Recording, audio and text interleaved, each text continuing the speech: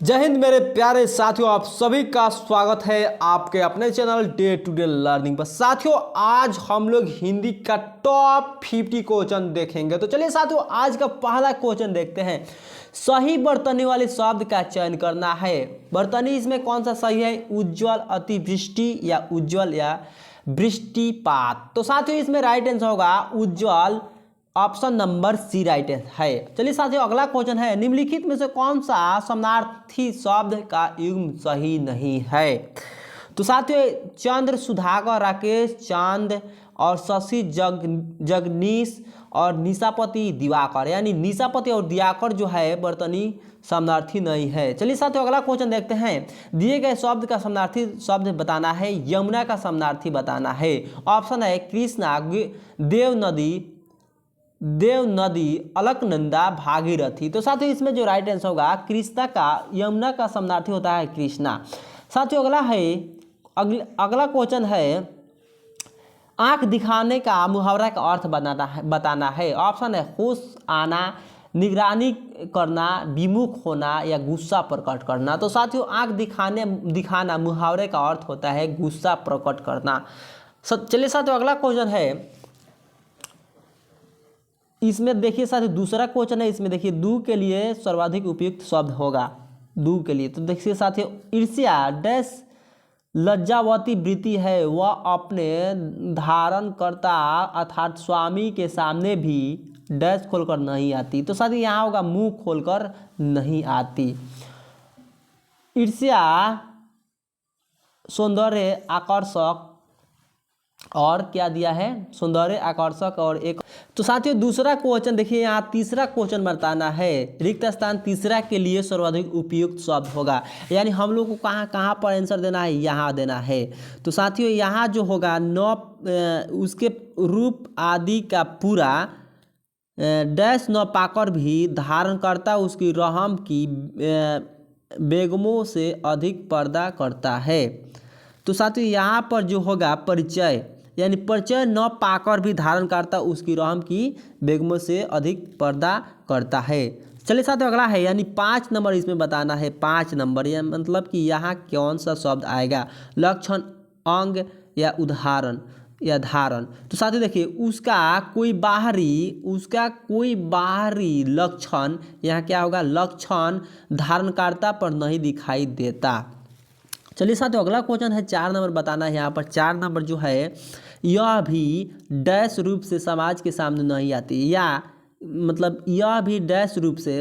तो जो इसमें जो परोक्ष राइट आंसर होगा प्रत्यक्ष रूप से, यानी कहने का मतलब है कि यह भी प्रत्यक्ष रूप से समाज के सामने नहीं आती, यानी option number C right answer होगा।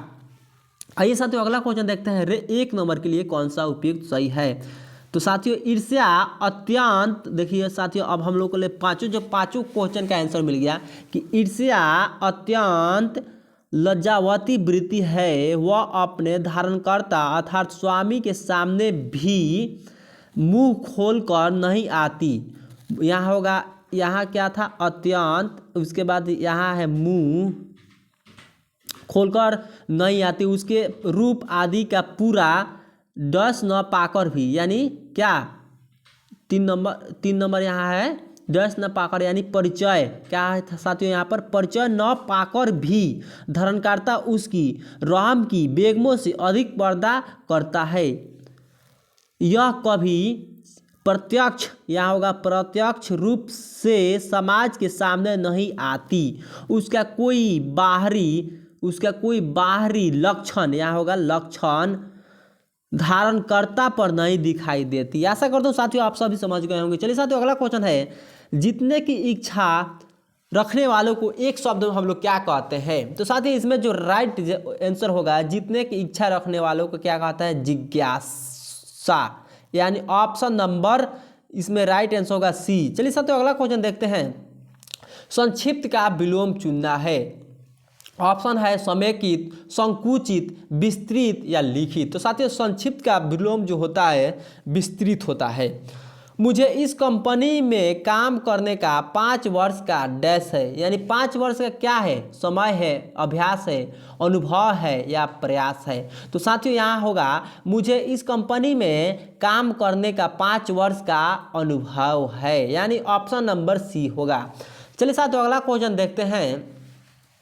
अगला क्वेश्चन है अपमान का विलोम चुनना है। तो अपमान का विलोम क्या होगा साथियों? ऑप्शन है अभिमान, सत्कार, सम्मान या स्वाभिमान। तो साथियों अपमान का विलोम जो होता है सम्मान होता है। जीवन भर मैं सत्य का पालन करूंगा, यानी ऑप्शन देखिए रेखांकित शब्द के स्थान पर उचित शब्द का चयन करना है, यानी जो रेखांकित है यहाँ उसके जीवन भर के लिए उचित शब्द का प्रयोग करना है। तो कभी कभी मैं सत्य का पालन करूंगा, 1 साल तक मैं सत्य का पालन करूंगा, कभी भी मैं सत्य का पालन करूंगा या आजीवन मैं सत्य का पालन करूंगा। यानी साथियों इसमें जो राइट आंसर होगा ऑप्शन डी, यानी आजीवन में सत्य का पालन करूंगा। दूसरों के लिए अपने सुखों का त्याग वाक्यांश के लिए एक शब्द होगा। तो जो दूसरों के लिए अपने सुखों का त्याग करता है उसे क्या कहा जाता है? तो साथियों यहाँ पर जो राइट आंसर होगा आत्मोत्सर्ग, यानी ऑप्शन डी राइट आंसर होगा। बैंकों का कर्ज चुकाकर वह डैश हो गया, यानी क्या होगा? खाली, उरीन या दयनीय या संतुष्ट। तो साथियों बैंकों का कर्ज चुकाकर वह उरीन हो गया, यानी छुटकारा पा गया। चलिए साथियों अगला क्वेश्चन है कानपुर में रहने वाले उसके चाचा को लड़की हुई है, यानी किस भाग में त्रुटि है आपको बताना है। कानपुर में रहने वाले कोई त्रुटि नहीं है, या उसकी लड़की हुई है या उसके चाचा को। तो साथियों यहाँ होगा कानपुर में रहने वाले उसके चाचा को लड़की हुई है, यानी यह जो गलती है शब्द। चलिए साथियों अगला क्वेश्चन है किसी पर विजय पाने की इच्छा रखने वाले वाक्यांश के लिए एक शब्द होगा। तो साथियों ऑप्शन है योद्धा, शत्रु, जिज्ञासु या जिजीविषु। तो साथियों जिज्ञासु जो राइट आंसर होगा, जिज्ञासु किसी पर विजय की इच्छा पाने की इच्छा रखने वालों को जिज्ञासु कहा जाता है। चलिए साथियों अगला क्वेश्चन है यह दवा रोग को समूल से नष्ट कर देगी, यानी किस भाग में त्रुटि है? समूल से या रोग को या यह दवा या नष्ट कर देगी। तो साथियों यहाँ पर राइट आंसर होगा ऑप्शन नंबर ए, क्योंकि समूल ना होकर मूल होगा, यहाँ क्या होना चाहिए? मूल होगा। यह दवा रोग को मूल रूप से नष्ट कर देगी। चलिए साथियों अगला क्वेश्चन है आज मैं बाजार से चादर खरीदने हैं, कोई त्रुटि नहीं है, मतलब कि किस भाग में त्रुटि है? इस भाग में या पहला, दूसरा या तीसरा या चौथा। तो साथियों आज मैं बाजार से आज मुझे बाजार से चादर खरीदने हैं, यानी खरीदने हैं की जगह पर होगा खरीदना है, यानी ऑप्शन नंबर डी, यानी तीसरा भाग में त्रुटि है। हथियार डालना का अर्थ होता है, मुहावरे का अर्थ होता है शत्रु को मारना, लड़ाई करना या पराजय स्वीकार करना या विजयी होना। तो साथियों हथियार डालना का अर्थ होता है पराजय स्वीकार करना। जिसके 10 आनंद है वाक्यांश के लिए एक शब्द लिखिए। जिसके 10 आनंद है उसको हम लोग क्या कहते हैं एक शब्द में? राम, कबीर, दशानंद या कवि दिनकर। तो साथियों दशानंद यानी रावण को क्या कहा जाता है? 10 आनंद। चलिए साथियों अगला क्वेश्चन है ठीक परिमाण देने वाले वाक्यांश के लिए उपयुक्त शब्द होगा सुखदायी, फलदायी, सुखात या फलक। तो साथियों फलदायी इसका जो राइट आंसर होगा, ठीक परिमाण देने वालों को कहा जाता है। निम्न में से शुद्ध वर्तनी वाले शब्द को पहचानिए। ऑप्शन जो शुद्ध वर्तनी है इसमें क्या है? विकारी, औषधि, सच या कारीगर। तो साथियों इसमें जो राइट आंसर होगा कारीगर राइट आंसर होगा। चलिए साथियों आज इस साल का पहला तूफान आया, चला, नाचा, उठा। तो साथियों यहाँ होगा आज इस साल का पहला तूफान आया, ऑप्शन नंबर ए होगा। इस डैश घर घर में यही दशा है, यानी इस गांव तक वर्षा गांव की या गांव में। तो इस गांव में घर घर की यही दशा है, डी राइट आंसर होगा। जनता के अंदर असंतोष फैल गया है के पास या किसी बदलाव की आवश्यकता नहीं, या जनता में या के भीतर। तो साथियों यहाँ होगा जनता के अंदर असंतोष फैल गया है, यानी जनता में असंतोष फैल गया है, यानी option number C right answer होगा।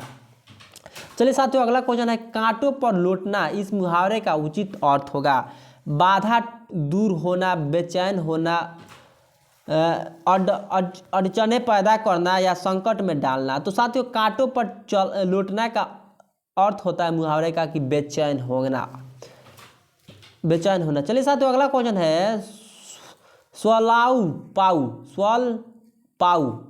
स्वल्पाऊ का विलोम चुनना है। ऑप्शन है चिराऊ, अल्पाऊ या अवस्था या दीर्घ। तो साथियों स्वल्पाऊ का विलोम जो होता है राइट आंसर होगा चिराऊ, यानी स्वल्पाऊ का विलोम होता है चिराऊ। चलिए साथियों अगला क्वेश्चन देखते हैं निम्नलिखित में से शुद्ध बरतने वाले शब्द को पहचानिए, यानी अशुद्ध बरतने वाले शब्द को पहचानिए। दशहरा, डार धीची या ताबूज या ज्योतिषी। तो साथियों यहाँ पर जो राइट आंसर होगा डार धीची। तो साथियों डार धीची ना होकर यह शुद्ध जो रूप होता है द धीची होता है, शुद्ध रूप क्या होता है द धीची, इसलिए यह option number B right answer है। चलिए साथियों अगला क्वेश्चन देखते हैं। अगला क्वेश्चन है नलिन किसका पर्यायवाची है। ऑप्शन है जल, कमल, स्वर्ग, कपड़ा। तो साथियों नलिन जो है कमल का पर्यायवाची है।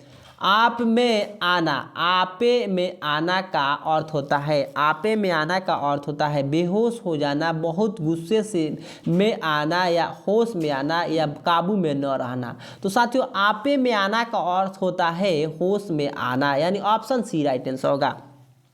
बारिश की बूंदें डैश रही है, यानी टपक रही है, रिस रही है, बरस रही है या गिर रही है। तो साथियों यहाँ होगा बारिश की बूंदें टपक रही है। बिना वेतन के काम करने वालों को हम लोग क्या कहते हैं। तो साथियों जो बिना वेतन के काम करने वालों को हम लोग क्या कहते हैं अवैतनिक, यानी option number A right answer होगा। समानार्थी शब्द का चयन करना है। कोयल का समानार्थी क्या होता है। ऑप्शन नंबर है मुरारी, वसंत दूत, स्वान या अनग। तो साथियों यहाँ पर जो राइट आंसर होगा बसंत दूत। साथियों यहाँ पर आखिरी क्वेश्चन है विलोम शब्द चुनना है। क्या चीज़ का आसक्त का विलोम चुनना है। ऑप्शन है सक्त, निंदा, विस्तृत, अनासक्त। तो साथियों आसक्त का विलोम होता है अनासक्त, यानी ऑप्शन डी होगा। आशा करता हूँ साथियों आप सभी को वीडियो काफ़ी पसंद आया होगा। तो साथियों वीडियो को ज़्यादा से ज़्यादा लाइक कीजिए, सब्सक्राइब कीजिए और चैनल को ज़्यादा से ज़्यादा शेयर कीजिए। फिर मिलते हैं नेक्स्ट वीडियो में। जय हिंद, जय भारत।